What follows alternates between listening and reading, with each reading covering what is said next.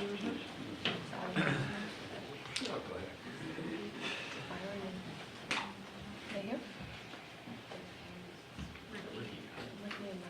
I know they were here. Okay. Are we ready, Gretchen? Okay. Good afternoon. Thank you so much for being with us today. I want to introduce Shari from the Deaf Action Center. You all know her. And this press conference is in preparation for the potential impacts of the saltwater intrusion coming to Jefferson Parish. So we're here to brief you on our Jefferson Parish plan to intake water from further up the Mississippi River. I went to Baton Rouge today, just got back a little while with our team to attend the Governor's Office of Homeland Security and Emergency Preparedness meeting, the Unified Command meeting. We got some good news at that meeting, so it was well worth the trip that our plan was approved.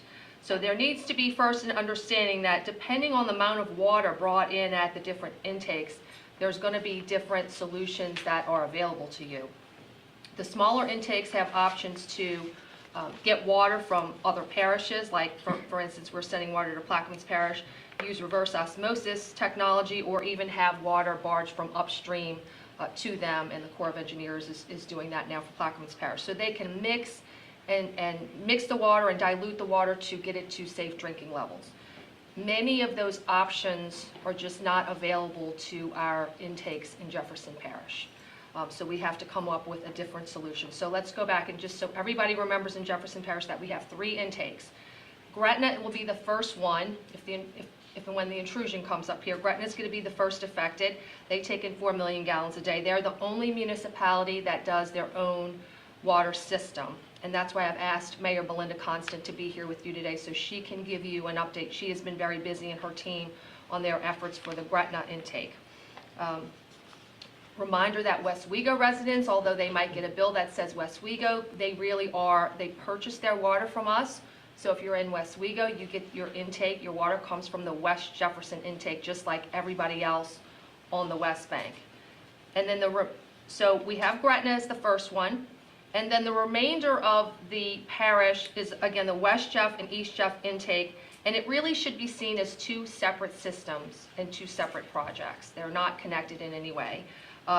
West Jefferson with 30 million gallons a day and East Jefferson with 40 million gallons a day. So 2 distinct projects that are of comparable size.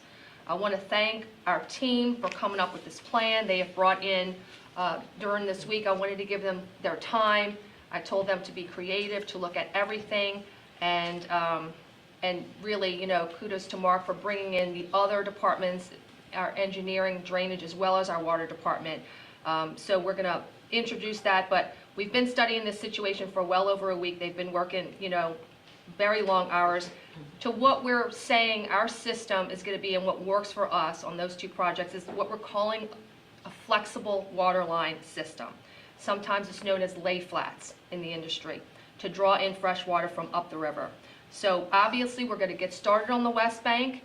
The intrusion will hit that first, Gretna and the West Bank first, because that's where that will go first. And then just to remember that Grand Isle is actually serviced by that West Bank line. 32 down, we send water through a pipeline 32 miles down there. But Lafourche Parish, we have an emergency line to Lafourche Parish that we established after Ida. And Lafourche will be a good partner with us in service Grand Isle, so they won't be an issue for this event. I want to thank our council members for coming as well, and after this I will let them talk at the end. But we have with us, and I know some of them didn't come in the room, but some of us do. We have a couple people here that walked in. We have Representative Kerner, Councilman Van Rankin, Councilman Byron Lee, Councilman at Large Ricky Templett, Councilman Scott Walker. Did I miss anybody? Walked in the room. So thank you all for being here. So with that, I want to turn it over to our team. Our Director of Public Works, Mark Drews, and Sydney Basley is our Water Director, and they can give you more specifics on our plan. Mark, Sydney.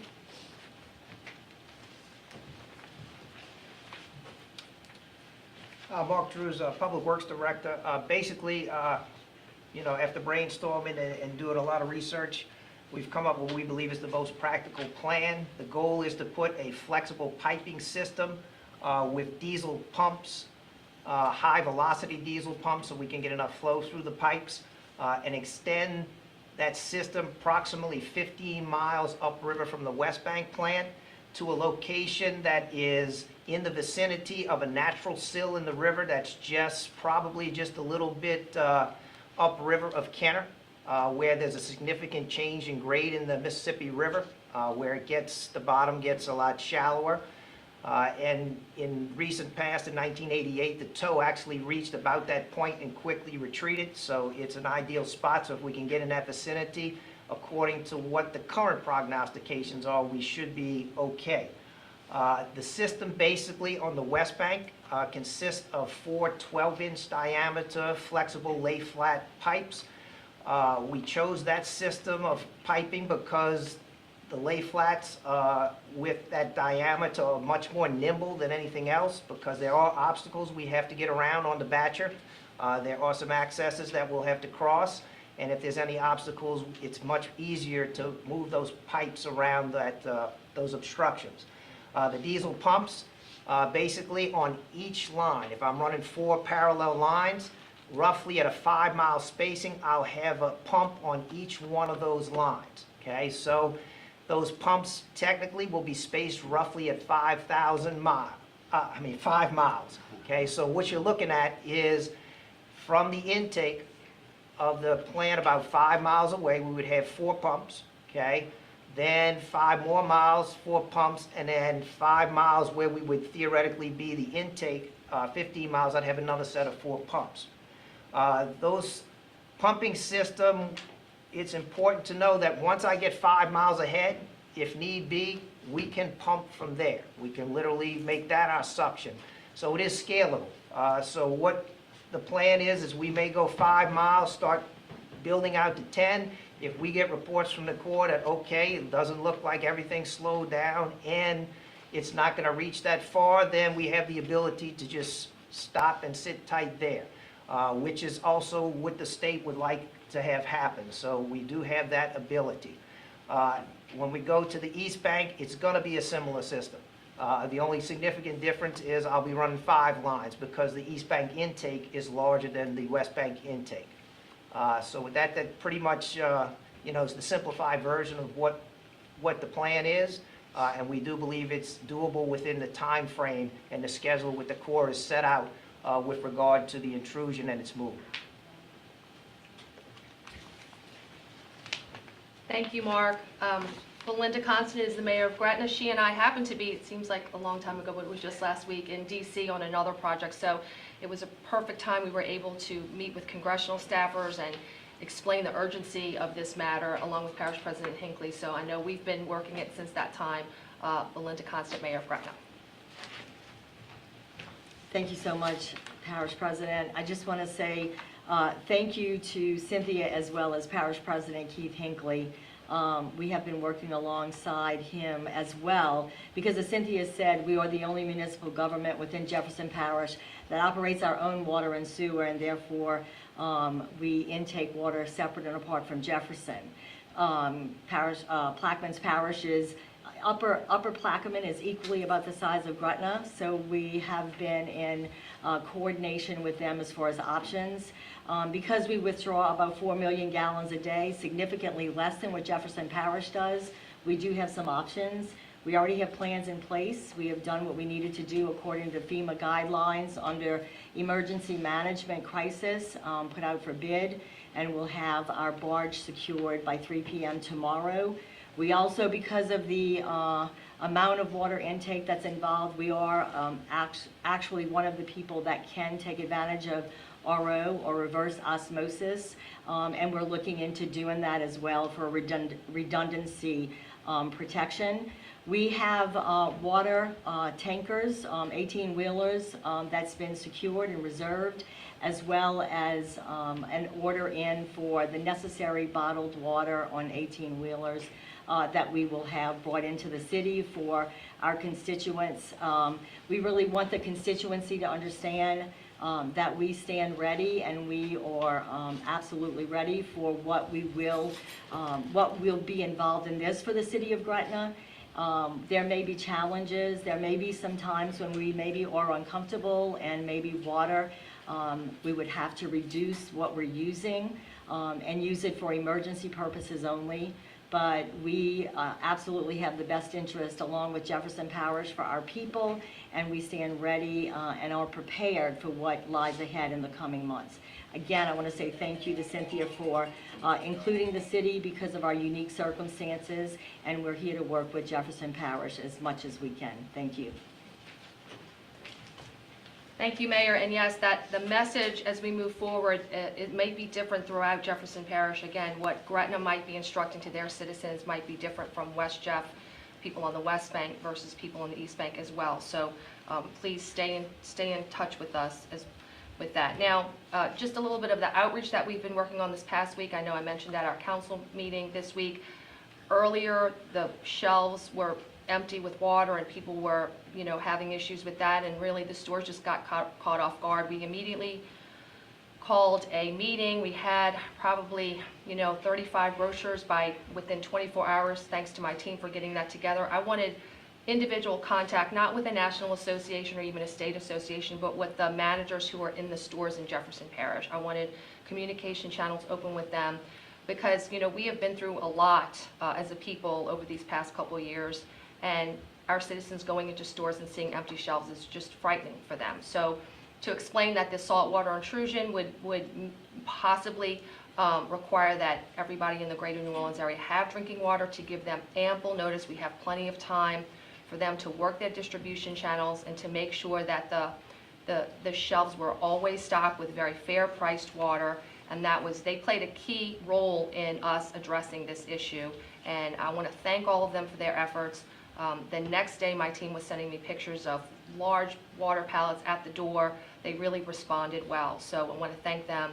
We had a similar call a couple days later with the hardware stores, with the drugstores, with the convenience stores as well, because they sell water too, and many of them are part of national distribution chains. So I really feel certain that our bottled drinking water supply, we will be fine.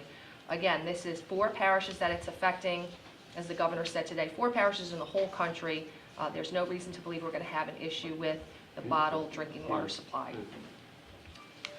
We have had a meeting today with the faith-based community and our community partners, just being able to engage them and start the communication channels as well. And Louisiana Department of Health has had daily calls we participate on. Sarah Babcock with our public health, we're working and reaching out to the hospitals and all the medical providers, so that goes on too. And then we know that there are questions about if there is corrosion and what level of corrosion would there be. We reached out to the plumbing. I met 2 nights ago, I went to a meeting of the Plumbing, Heating, and Cooling Contractors Association. Just within the past 2 hours, I had a meeting with the Home Builders Association to just make sure they understood what was coming our way. And from a technical expertise, I said our citizens are going to want to have questions coming up, and I was asking their assistance for that. And a lot of them are reaching up through their industry professionals to ask those questions for us. Some of them are reaching out to their national branches. So I want to thank them for that, and I hope if and when it gets to that time, they will help us with the guidance about many of you will have about your homes and about your appliances and about your buildings. So I also want to thank the rest of our team, because really this is not a storm, but we've certainly been working it as if we were preparing for a very large hurricane, even though it's not a hurricane. But of course, our Public Works team, as well as Joe Valiente, our Emergency Management Director, we've activated our EOC at a level 3. Sarah Babcock in terms of our public health piece, and Gretchen in terms of our public information, as well as our East Bank and West Bank levee districts that have been helping us with this construction project.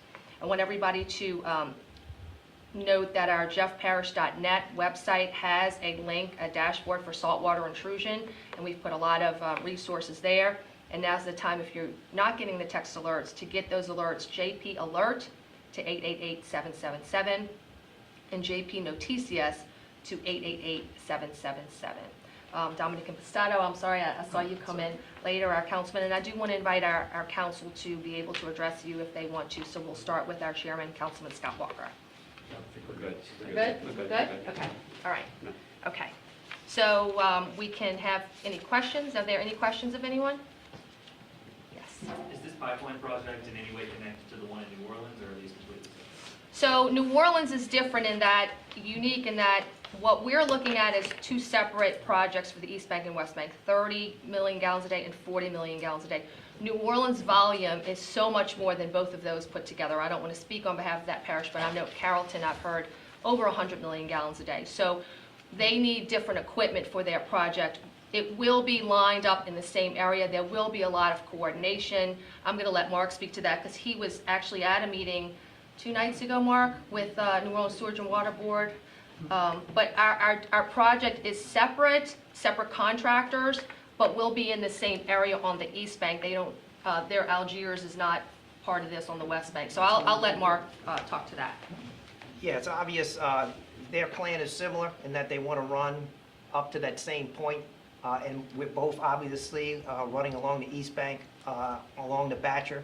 So a couple of days ago, the Sewage and Water Board, our Public Works Department, we met with both levee districts and we met with the Corps of Engineers to, determine basically that both plans will be feasible from a standpoint of the Corps of Engineers, which of course they agreed.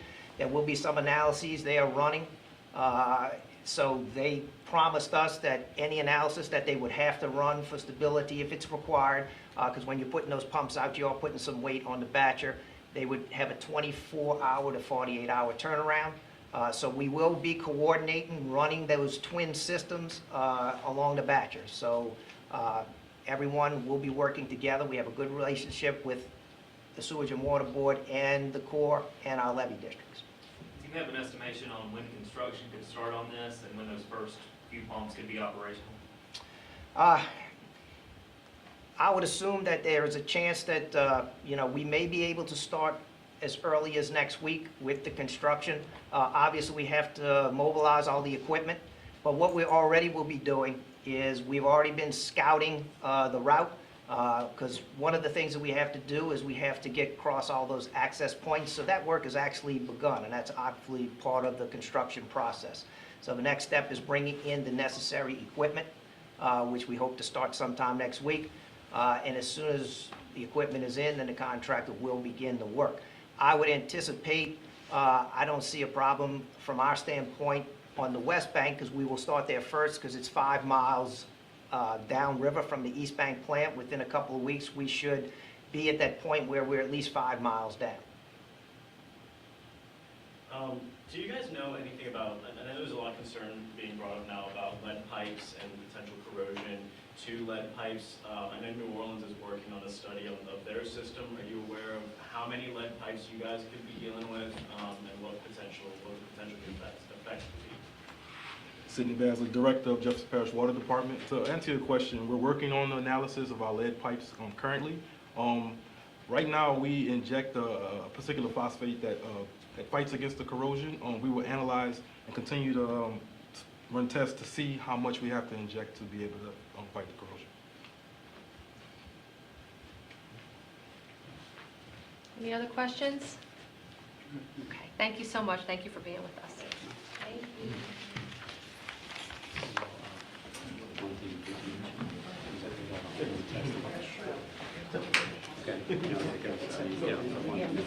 Yeah.